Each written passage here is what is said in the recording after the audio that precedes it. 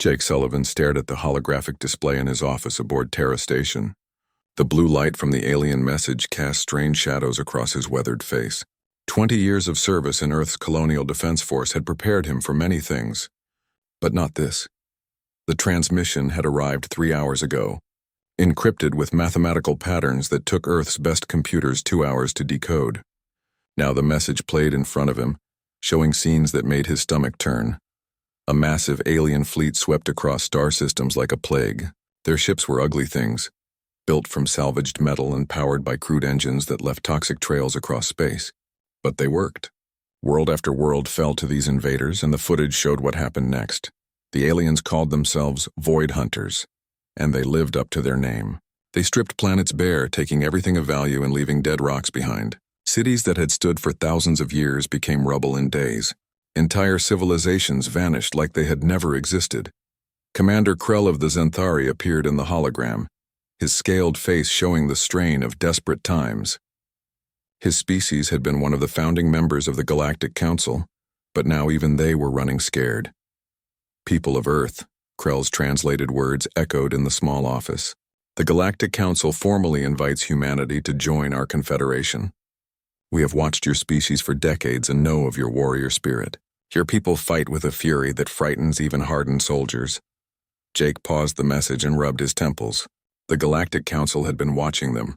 All those colony wars, all those desperate battles on distant worlds, and alien eyes had been recording everything.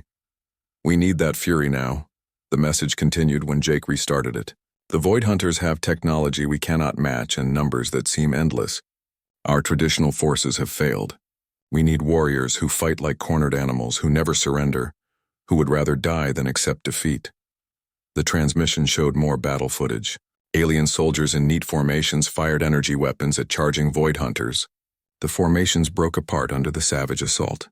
Disciplined troops fled in panic as crude but effective weapons tore through their ranks.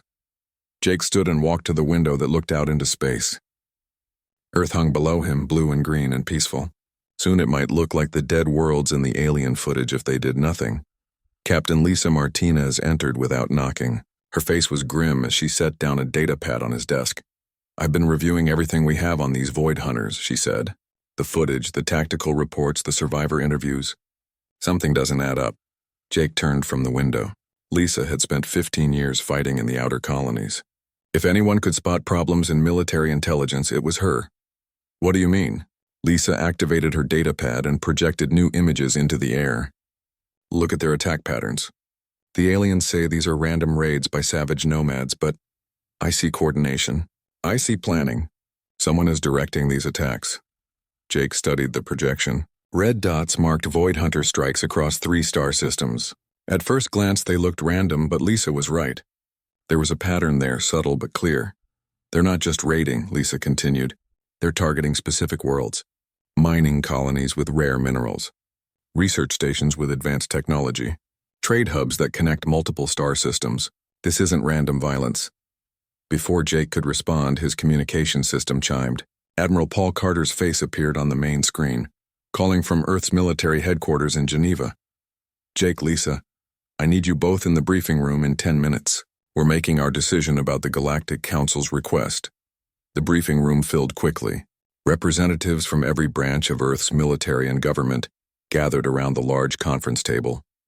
The alien message played again, followed by hours of analysis from Earth's best strategic minds. The question isn't whether we help them, Admiral Carter said after the presentations ended. These Void Hunters won't stop with the outer systems. Eventually they'll come for us too. The question is how we help. General Patricia Stone, head of Earth's ground forces, leaned forward. They want warriors, fine. We can give them warriors. The Marine Corps alone could field 50,000 troops within a month.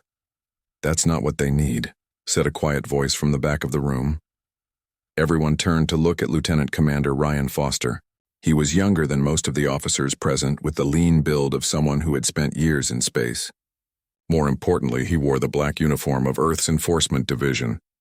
Explain, Admiral Carter said. Ryan stood and walked to the front of the room. I've studied the footage just like everyone else. The Galactic Council has been fighting these Void Hunters for 2 years and losing badly. They've tried everything they know how to do. More warriors won't change that. Then what will? General Stone asked, her voice showing irritation. Enforcers, Ryan said simply. Not warriors. Not soldiers, enforcers. The room fell silent. Earth's enforcement division was small compared to the military branches. They handled law enforcement in the colonies, investigated crimes across star systems, and kept the peace in places where regular police couldn't operate. The aliens are looking at this like a war, Ryan continued. But what if it's not? What if it's a crime? Someone is coordinating these attacks, planning them, benefiting from them. We don't need to win battles. We need to solve the case. Admiral Carter considered this. You're suggesting we send investigators instead of soldiers? I'm suggesting we send both. But the investigators lead.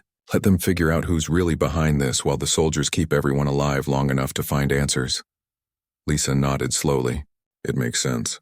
If someone is directing the Void Hunters, then stopping the person giving orders stops the attacks. The Galactic Council won't understand, General Stone warned. They asked for warriors. If we show up with a handful of investigators, they'll think we're not taking this seriously. Ryan smiled grimly. Then they'll learn what human justice looks like. We don't just fight our enemies. We arrest them. Admiral Carter made his decision. Very well. We'll send the Enforcement Division as our primary response. Military support will follow, but the enforcers are in charge of operations. Jake looked around the room at the faces of Earth's leadership. They were about to make first contact with galactic civilization, and they were doing it their way. Not as conquerors or warriors, but as lawmen seeking justice. The galaxy had asked for warriors to fight a war. Instead, humanity was sending enforcers to solve a crime. Time would tell if that was wisdom or folly. The ESV Vindicator dropped out of hyperspace 3 million kilometers from Kepler Prime. Captain Danny Blake stood on the bridge, watching the planet grow larger on the main screen. Smoke rose from burning cities while orbital defense platforms hung dead in space around the world. Sensors show 47 Void Hunter ships in the outer system, reported Navigator Amy Chen from her station. They're maintaining distance but still jamming most communications. Danny nodded and activated his personal communicator. All teams, this is Captain Blake. We have arrived at our destination. Remember, we're not here to fight a war. We're here to solve a crime. Behind him, 50 members of Earth's Enforcement Division prepared for deployment. They wore black uniforms with body cameras and carried equipment that would have looked strange to any military observer. Forensic scanners sat next to pulse rifles. Evidence collection kits shared space with tactical gear. Detective Sam Rodriguez finished checking his investigation kit and joined Danny on the bridge. Sam had spent 10 years investigating organized crime in the asteroid belt. If anyone could untangle a conspiracy, it was him. Any word from the planet's surface? Sam asked. General Voth of the Craxi Republic is coordinating the defense from the capital city, Amy reported. He's agreed to meet with us, but the message traffic suggests he's not happy about our small numbers. Danny wasn't surprised. Earth had sent one ship with 50 people to help defend a planet of 8 billion. From a military perspective, it looked like a joke. The Vindicator entered orbit and immediately came under scrutiny from surviving defense satellites. Danny opened a channel to the planet's surface. This is Captain Blake of the Earth Enforcement Division, requesting permission to land and meet with General Voth. The response came after a long delay. Earthship, this is General Voth. You may land at coordinates being transmitted now. I must warn you, we expected more substantial assistance. 20 minutes later, Danny and his team stood in the bombed remains of what had once been a beautiful government complex.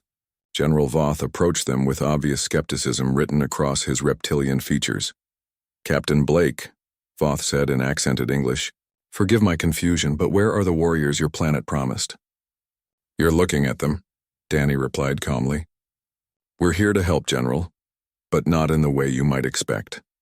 Before Voth could respond, Sergeant Amy Chen called out from where she was examining blast damage on a nearby wall. Captain, you need to see this. Danny and Voth approached the damaged structure. Amy was running a forensic scanner over the twisted metal and concrete. These aren't weapon impacts from the outside, she said, showing them the scanner's readout. Someone set charges inside the building. This was sabotage, not battle damage. General Voth stared at the evidence display. That's impossible. This building was destroyed during the first Void Hunter assault 3 months ago. The scanner doesn't lie, Amy replied. Someone with access to this building placed explosives before the attack. The Void Hunter weapons finished the job, but the real damage came from within.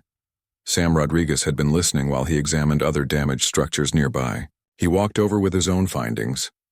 "It's not just this building," he said. "I found sabotage evidence at 5 different locations. Someone disabled your defense grid from the inside right before the Void Hunters attacked." The color drained from General Voth's scaled face. "You're saying we have traitors among our own people?" "We're saying you have a bigger problem than random raiders," Danny replied. "This attack was coordinated with inside help. The Void Hunters knew exactly where to hit and when to hit it." Enforcement Specialist Kate Johnson approached the group with a portable computer unit. She had been analyzing communication intercepts and financial records that General Voth's staff had provided. "Captain, I found something interesting in the data," she said. 3 days before the attack, someone made large transfers from off-world accounts to several local officials. The amounts matched the cost of military-grade explosives on the black market. General Voth looked stunned. "You discovered this in 3 hours?" "My own investigators have been working for months. Different training," Danny explained. "We're not soldiers, General. We're investigators. This is what we do." An aide rushed up to General Voth and whispered urgently in his ear. The general's expression darkened. "Captain Blake, long-range sensors show another Void Hunter fleet approaching. They'll be here in 6 hours with enough ships to finish what the first attack started." Danny nodded calmly. "Then we have 6 hours to prepare." "But we're not preparing for a battle, General. We're preparing a trap." "I don't understand." "Someone on this planet is coordinating with the Void Hunters," Danny explained. "They'll need to communicate with the incoming fleet to tell them where and when to attack. When they do, we'll be listening." Kate set up her monitoring equipment while Sam and Amy continued their investigation. The other enforcers spread throughout the city, not to establish defensive positions but to gather evidence and interview witnesses. As the hours passed, a picture began to emerge. The Void Hunters weren't random raiders. They followed specific instructions about what to steal and what to destroy.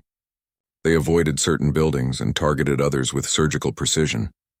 "It's like they have detailed maps of every city they attack," Sam reported to Danny. "Maps that show them exactly where the most valuable items are stored." 3 hours before the new attack was scheduled to begin, Kate's equipment detected an encrypted transmission leaving the planet. The message was brief but directed toward the incoming Void Hunter fleet. "Got them," she said quietly.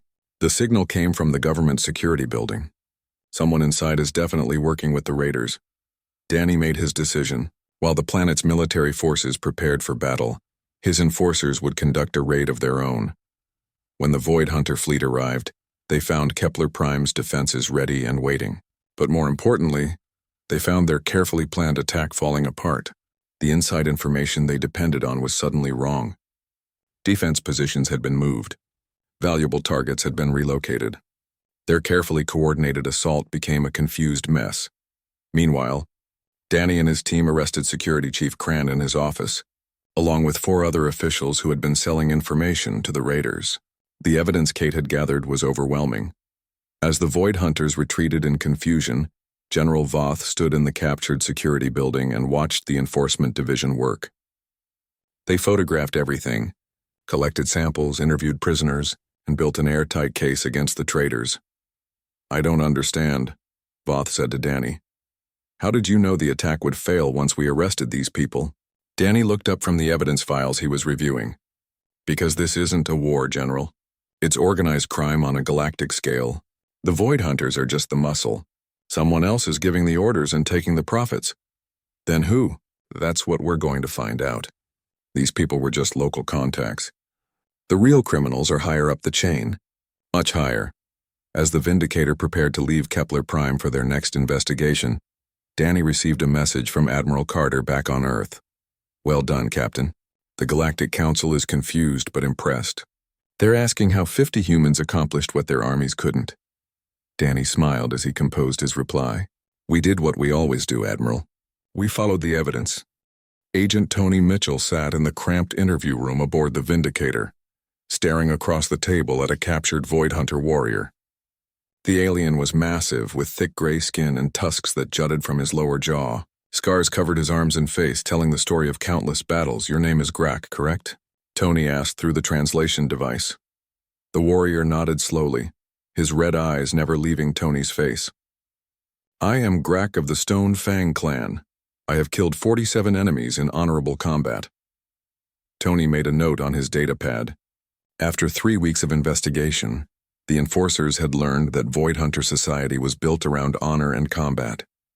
What they were only beginning to understand was how someone had twisted that culture into a weapon. Tell me about the orders you received for the attack on Kepler Prime. Grak's expression darkened. The clan speakers told us the Softskins had dishonored our ancestors by stealing sacred hunting grounds. We were told to reclaim what was ours. But Kepler Prime was never Void Hunter territory, Tony pointed out. The speakers do not lie, Grak replied firmly. If they say the Softskins stole from us, then it is truth.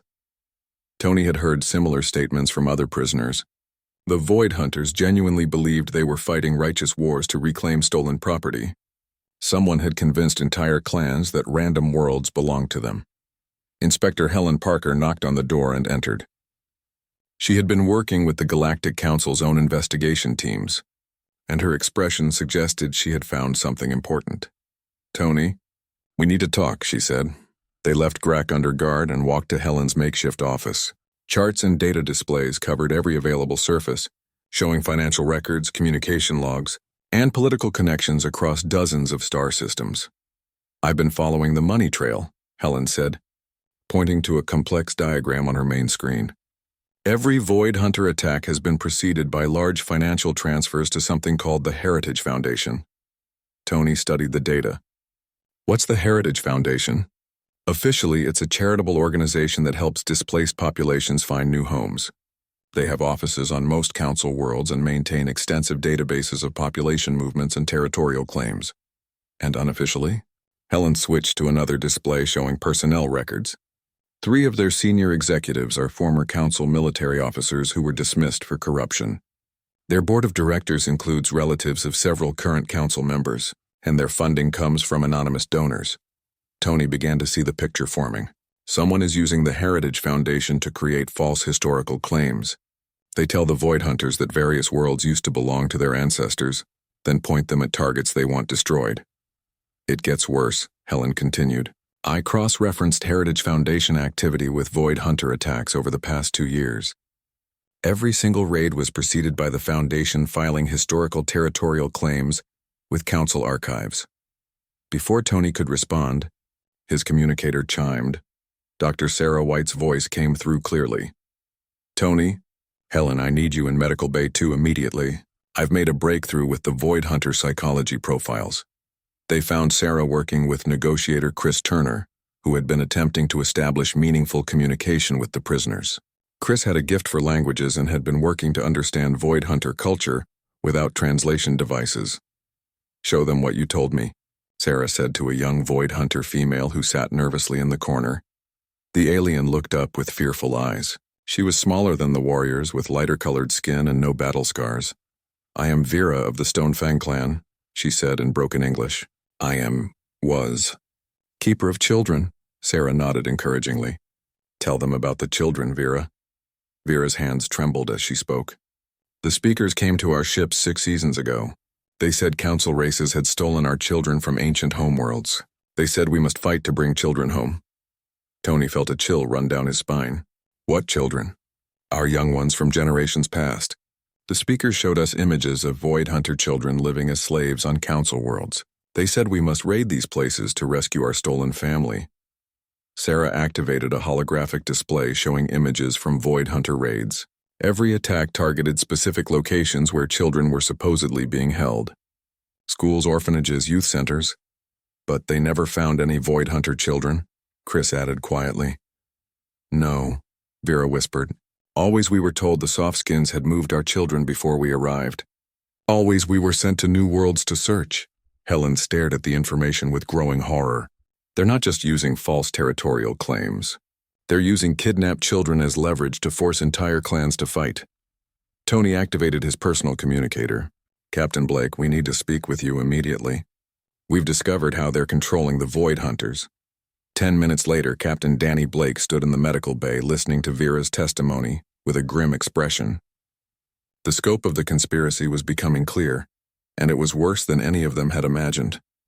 Let me make sure I understand this, Danny said slowly. Someone has been kidnapping Void Hunter children, then using their disappearance to convince the clans that council worlds are holding them as slaves. That's exactly what's happening, Sarah confirmed. The Heritage Foundation provides false historical evidence to support the claims. The missing children provide emotional motivation.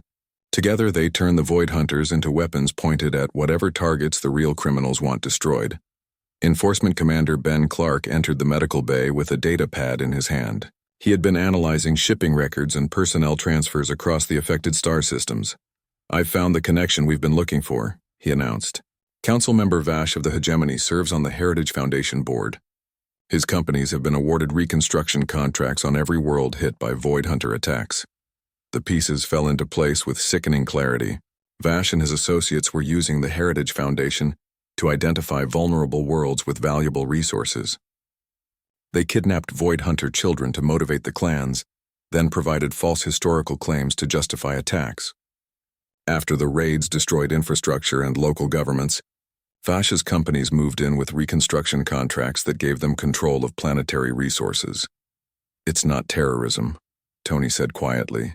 "It's a hostile corporate takeover using an entire species as unwilling weapons." Danny made his decision. "We need to find those children. As long as they're missing, the Void Hunters will keep believing the lies and fighting for their return." Agent Kevin Ross, who had been quiet throughout the briefing, finally spoke up. "I think I know where to start looking." The Heritage Foundation maintains several research facilities in remote star systems. Officially, they study population genetics and cultural preservation. Unofficially, Danny asked. "They could be prison camps," Kevin replied grimly. Sarah looked at Vera, who had been following the conversation with growing understanding despite the language barrier. "Vera, if we could find your children and bring them home, would your clan stop fighting?" The young Void Hunter's eyes filled with tears. "Our children are everything. We fight only to bring them home. If you return our young ones, Stone Fang clan will serve Earth humans forever." Danny activated his ship-wide communication system. "All teams prepare for departure. We have new targets to investigate and children to rescue."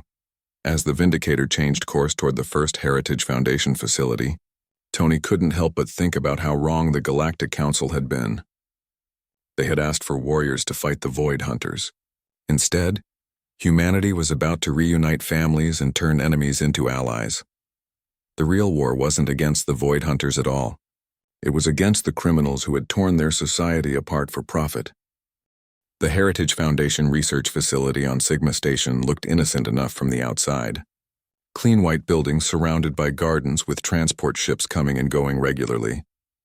But as Enforcer Strike Team leader Nick Torres studied the facility through his binoculars, he noticed things that made his stomach turn. The windows had bars. The gardens were surrounded by electrified fences. The transport ships that arrived carried supplies, but the ones that left carried nothing visible in their cargo holds. Motion.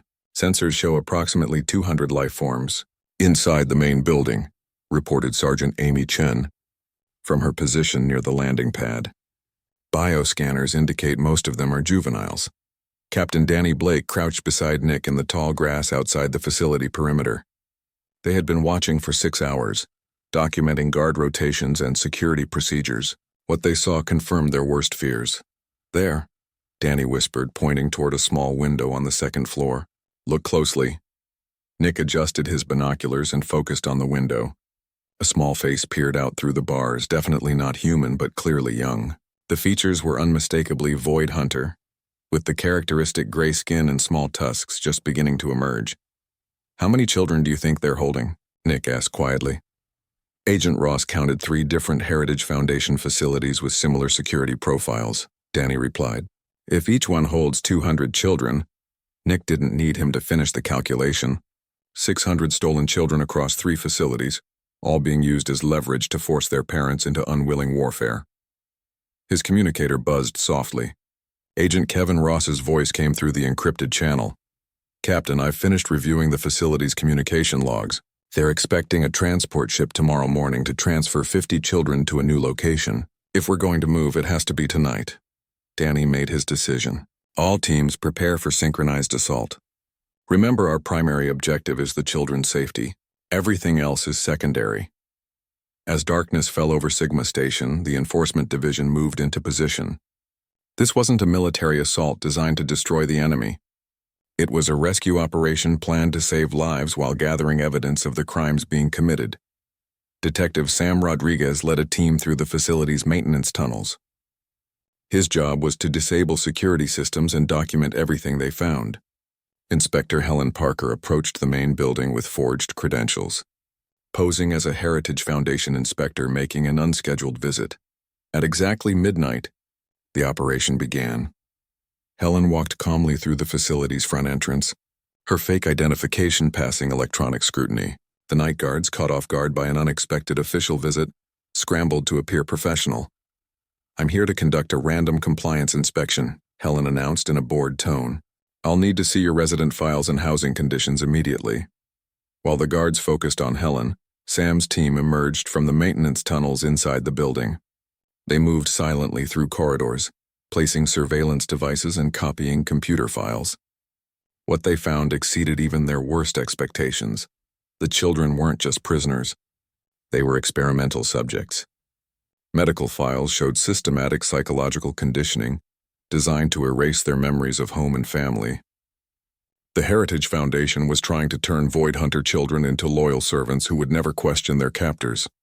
Nick's assault team struck the guard posts simultaneously, using non-lethal weapons to subdue the facility's security force. They had learned from their investigation that many of the guards were unwilling participants, threatened with harm to their own families if they refused to work at the facility. Within 20 minutes, the Heritage Foundation facility was under Enforcement Division control, but the real work was just beginning. Dr. Sarah White and her medical team immediately began examining the children. Many showed signs of malnutrition and psychological trauma. Some had been held for over 2 years and barely remembered their clan names. "They've been systematically breaking these children down," Sarah reported to Danny over the communicator. "Another few months and they would have been completely conditioned to serve their captors." Meanwhile, Agent Tony Mitchell was making even more disturbing discoveries in the facility's computer systems. The Heritage Foundation wasn't just kidnapping Void Hunter children. They were running similar operations against other species, all coordinated through a central command structure that reached into the highest levels of Galactic Council government. "Captain, you need to see this," Tony called out from the facility's communication center. "I found the master files." Danny joined him at the central computer terminal. The screen showed organizational charts that connected the Heritage Foundation to dozens of other seemingly legitimate businesses and government agencies. "Council member Vash isn't just involved," Tony explained. "He's running the entire operation. The Heritage Foundation is just one piece of a massive criminal network that spans half the galaxy."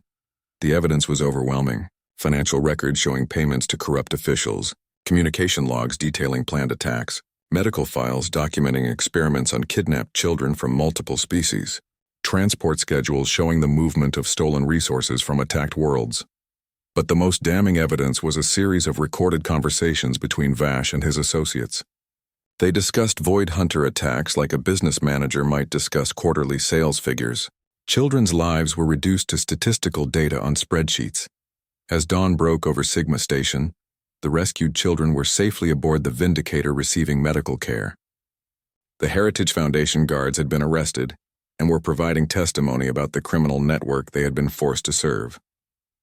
Chief Enforcer Maria Davis stood in the facility's main office, reviewing the evidence they had collected.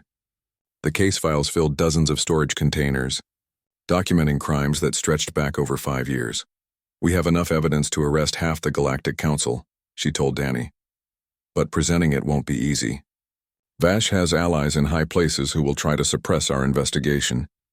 Danny activated his long-range communicator and opened a channel to Admiral Carter on Earth. "Admiral, we need to speak with honest members of the Galactic Council immediately. We have evidence of a conspiracy that goes to the very top of their government." The response came after a brief delay. "Danny, I've been in contact with Council Member Krell and several others who've been pushing for a full investigation into the Void Hunter attacks. They're willing to listen, but you'll need to present your case directly to the full Council. That's what Vash wants," Maria warned. "A public hearing gives him a chance to discredit our evidence and silence witnesses. Then we'll make sure he can't," Danny replied firmly. "Agent Ross, prepare to contact every major news organization in Council space. If Vash wants a public hearing, we'll give him one he'll never forget. as the Vindicator set course for the Galactic Council's capital world. Danny looked out at the stars and thought about the children sleeping in the medical bay. They were finally safe, but their rescue was just the beginning. The real battle would be fought not with weapons, but with evidence and testimony. The galaxy had asked for warriors to fight the Void Hunters. Instead, humanity was about to put the real criminals on trial. Enforcement Commander Ben Clark approached Danny with a status report. "Captain, we've received messages from Void Hunter clans throughout the galaxy. Word is spreading about the rescued children. Several clans are requesting permission to surrender to human forces." Danny smiled grimly. "Tell them they don't need to surrender. Tell them they need to prepare to testify. The people who stole their children are about to face justice." The Galactic Council chamber buzzed with nervous energy as representatives from dozens of species took their seats. Chief Enforcer Maria Davis stood at the prosecutor's table, reviewing her notes one final time. Behind her, rows of evidence containers held 5 years' worth of documented crimes. Council member Vash of the Hegemony sat at the defendant's table, flanked by expensive lawyers and political allies. His scaled face showed no emotion, but his clawed hands gripped the table edge with enough force to leave marks in the metal. Captain Danny Blake entered the chamber with Vera of the Stone Fang clan walking beside him. The young Void Hunter mother held her rescued son's hand tightly, her red eyes scanning the massive room filled with the species her people had been taught to hate. "Are you ready for this?" Danny asked quietly. Vera nodded, though her voice trembled slightly when she spoke. "For my son and all the stolen children, I will speak truth to any who will listen." Judge Krell of the Zenthari called the session to order. His ancient voice carried clearly through the chamber's sound system. "This tribunal will examine evidence of conspiracy, kidnapping, murder, and crimes against galactic peace. Chief Enforcer Davis, you may present your opening statement." Maria stood and activated the chamber's holographic display system. Images appeared in the air above the assembly, showing Heritage Foundation facilities, financial records, and communication intercepts.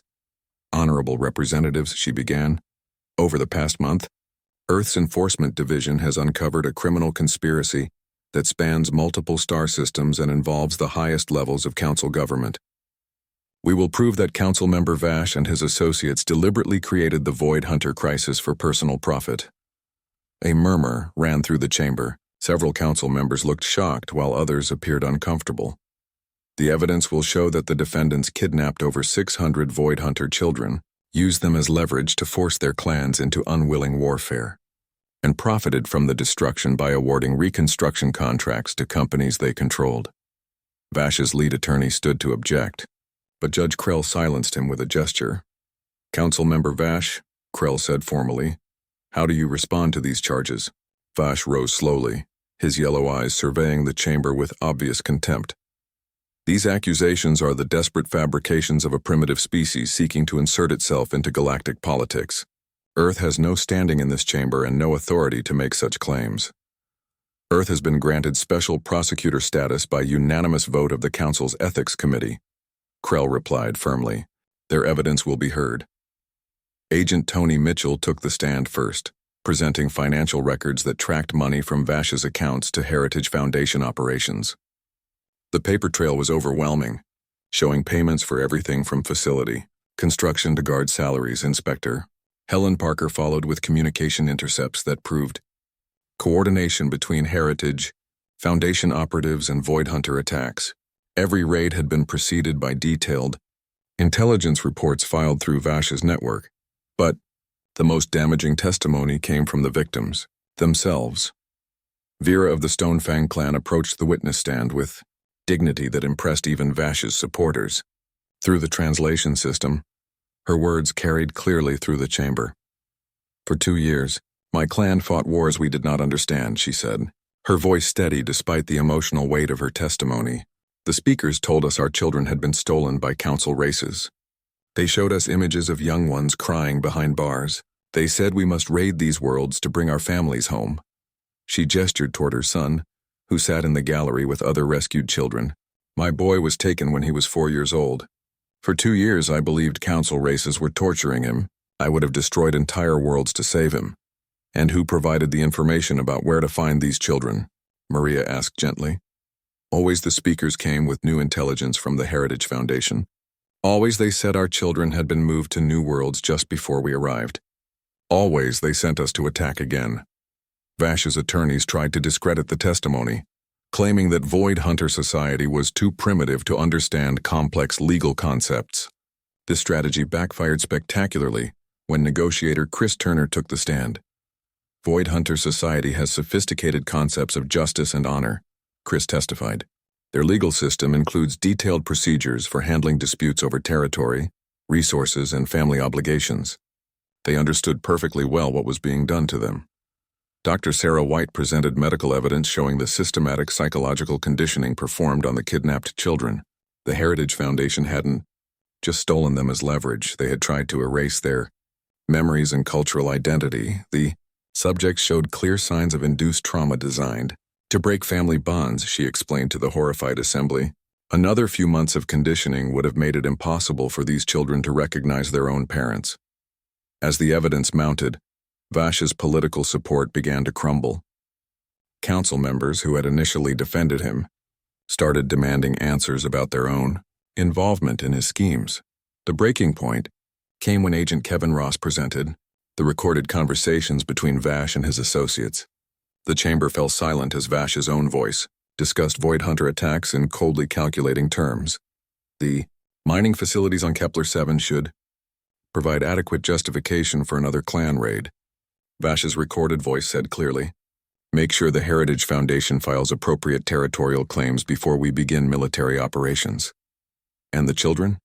asked another voice on the recording.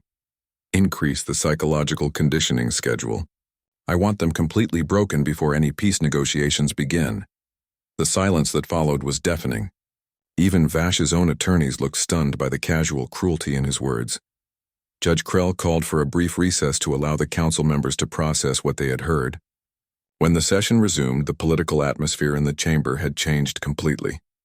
"Council member Vash," Krell said formally, "given the overwhelming evidence presented, how do you wish to proceed?" Vash stood slowly, his political career and criminal empire crumbling around him. "I invoke my right to make a final statement before sentencing." He looked around the chamber at the assembled representatives, many of whom had once been his allies. "You fools," he said with bitter contempt. "Do you think this changes anything? The Void Hunters are still savage warriors. Earth's humans are still primitive newcomers. When this tribunal ends, the galaxy will return to what it has always been, the strong ruling the weak." "That's where you're wrong," Danny Blake said as he stood in the gallery. All eyes turned to him as he approached the center of the chamber. Behind him walked Grak of the Stonefang clan, the massive Void Hunter warrior who had once been their prisoner. "The galaxy asked for warriors to fight a war," Danny said clearly, "but there was never a war to fight. There was only a crime to solve and justice to serve. The strong aren't those who prey on children and innocent families. The strong are those who protect them." Grak stepped forward and spoke in his deep, rumbling voice. "Stonefang clan pledges eternal friendship to Earth humans who brought our children home. We offer our ships, our weapons, and our lives to serve justice in all star systems." Similar declarations came from representatives of other Void Hunter clans throughout the chamber. The species that the galaxy had feared as mindless raiders were revealing themselves to be honorable people who had been manipulated into violence. Judge Krell delivered the verdict that surprised no one. Vash and his associates were found guilty on all charges, but the sentences went beyond simple imprisonment. "The defendants will serve terms of rehabilitation on the worlds they helped destroy," Krell announced. "They will work alongside their victims to repair the damage their crimes have caused." More importantly, the tribunal established new institutions to prevent similar conspiracies. The Galactic Enforcement Division was created with human advisors helping to train investigators from every council species. 6 months later, Captain Danny Blake stood on the observation deck of the new GED headquarters, watching ships arrive from across the galaxy. Human enforcers worked alongside Void Hunter peacekeepers and alien investigators, all trained in the techniques that had unraveled Vash's conspiracy. Chief Inspector Carl Young joined him at the window. The new academy had graduated its first class of interspecies investigators, and the results were already showing across council space. "Crime rates down 30% in the past 6 months, Carl reported. "Instead of reacting to problems after they happen, We're preventing them before they start. Danny nodded as he watched a joint patrol ship depart for the outer systems. The crew included humans, void hunters, and 3 other species working together to maintain peace. The galaxy asked for warriors, he said quietly. We gave them something better. We gave them justice. Below them in the academy training halls, former enemies learned to work together as partners. Void hunter honor codes merged with human investigative techniques. Alien legal systems adopted new procedures for evidence collection and witness protection. The peace they had built wasn't perfect, but it was real. It was based on truth instead of fee.